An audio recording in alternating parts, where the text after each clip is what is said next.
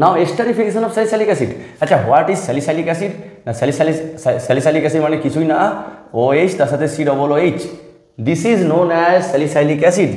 এই স্যালিসাইলিক অ্যাসিডের কি রিয়েকশন হবে? এস্টারিফিকেশন। তো এই স্যালিসাইলিক অ্যাসিডের সাথে যদি আমরা রিয়েকশন করাই, ফর এক্সাম্পল দেখো, যদি এর সাথে আমরা নিয়ে নিই CH3 C double bond Cl, আর যদি এখানে হিটিং করি তাহলে কি হবে?